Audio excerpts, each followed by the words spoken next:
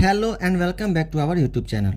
दोस्तों, आज का टॉपिक होने वाला डायबिटीज़, जिसे आमतौर पे शुगर या मधुमेह भी कहते हैं। मेडिकल टर्म में इसे हम डायबिटिक मेलाइटिस के नाम से जानते हैं। अब देखते हैं कि डायबिटीज़ क्या है। यह रोग का समूह है जिसमें हमारे रक्त में शुगर की मात्रा बढ़ जाती है, जिसको हम हाई ब्लड शुगर कहते हैं। अब देखते हैं कि इसमें सिम्टम कौन कौन से आते हैं, यानी कि जब हमारे अंदर डायबिटीज़ एंटर कर जाता है तो उसमें लक्षण कौन कौन से आते हैं।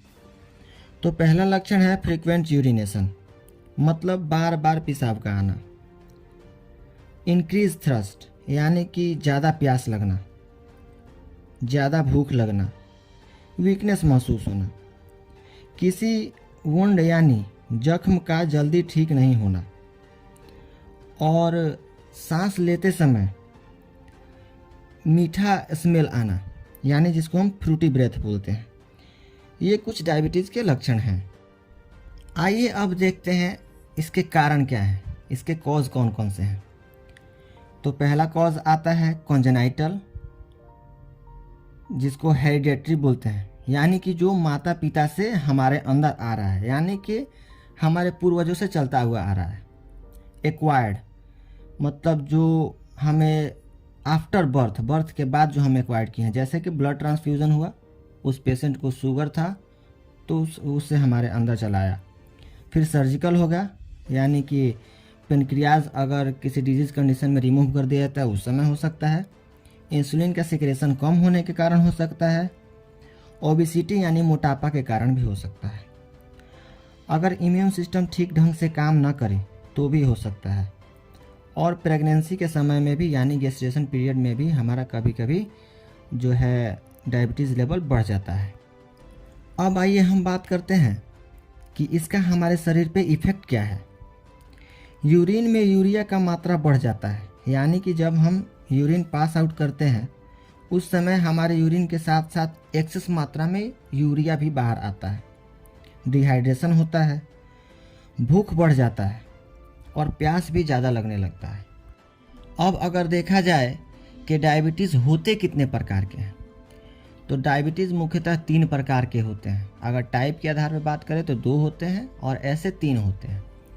पहला आता है टाइप 1, दूसरा आता है टाइप 2 और तीसरा गेस्टेशन, जो कि प्रेगनेंसी के समय होता है। अब बात करेंगे हम टाइप 1। इसको हम इंसुलिन डिपेंडेंट डायबिटीज़ भी बोलते हैं। यह बच्चों में खास करके होता है। कम उम्र के बच्चों में यह इंसुलिन डिपेंडेंट डायबिटीज़ यानी कि टाइप 1 डायबिटीज़ होता है। इसके सिम्टम कौन कौन से हैं, तो सिम्टम में आता है फैटीग, यानी कि थकान महसूस होता है। ब्लर विजन, देखने में कठिनाई होती है, साफ नहीं देख पाते हैं। फ्रूटी ब्रेथ, यानी कि सांस लेते समय मीठा स्मेल आना। ड्राई माउथ, मुंह का सूखना। जॉइंट पेन, बॉडी के सारे जॉइंट में पेन आने लगता है। अब बात करते हैं टाइप 2 डायबिटिक मेलाइटिस की, जो कि ये अप्रॉक्स 40 ईयर की एज के बाद ही, 40 ईयर्स जब एज क्रॉस करते हैं तभी हमारे अंदर इंटर हो सकता है, इससे पहले नहीं आ सकता। इसका कॉज क्या है, कारण क्या है?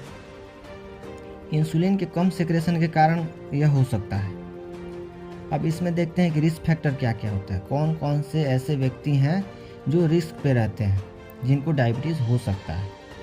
तो ओबेसिटी, जो मोटे व्यक्ति होते हैं उनमें ये डायबिटीज़ होने का खतरा हो सकता है। सेडेटरी लाइफस्टाइल, जो सुस्त शांत बैठे हुए होते हैं, जिनका वर्क ही होता है बैठने का, वो फिजिकल एक्टिविटी बहुत कम करते हैं। फैमिली हिस्ट्री, या तो आपके माता पिता को हो या दादा दादी को हो या फिर किसी अन्य पूर्वज को हो तो आपको हो सकता है। हाइपरटेंशन, अगर बीपी इंक्रीज आपका रहता है तो भी हो सकता है। अब आइए बात करते हैं गेस्टेशन डायबिटीज़ की। गेस्टेशन डायबिटीज़ जो होता है वो आमतौर पर प्रेगनेंसी के दौरान ही होता है और यह चाइल्ड बर्थ के बाद ठीक हो जाता है। इसमें रिस्क होता है मदर को कि आफ्टर चाइल्ड बर्थ फ्यूचर में मदर को जो है डायबिटीज़ हो सकता है। इसमें एक और कंडीशन होता है कि जो फीटल का ग्रोथ होता है वो बढ़ जाता है, जिससे ओवरवेट बेबी का बर्थ होता है। अब मैनेजमेंट बात करते हैं कि डायबिटीज़ मेलाइटस का जो है मैनेजमेंट कैसे कर सकते हैं।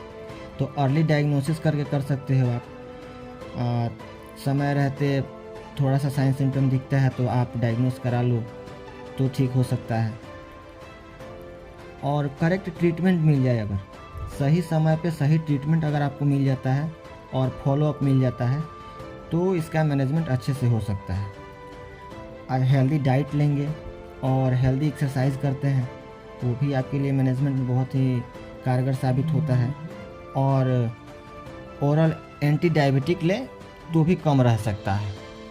डायबिटिक को तो पूरे तरह से ठीक नहीं किया जा सकता है, लेकिन इसको हम कंट्रोल कर सकते हैं। आइए अब देखते हैं कि सैंपल हम जो पेशेंट है उससे कब कब लेते हैं। जैसे जो डायबिटिक के पेशेंट हैं उनसे हम सैंपल कब कब लेते हैं। तो पहला आता है FBS, फास्टिंग ब्लड शुगर। इसका रेंज जो होता है 100 से 110 mg/dl होता है। यह खाने के 8 से 12 घंटे बाद लिया जाता है, या फिर आप रात को खाना खाए सुबह उठ के दे सकते हो सैंपल। अब आता है पोस्ट पैराइटल ब्लड शुगर।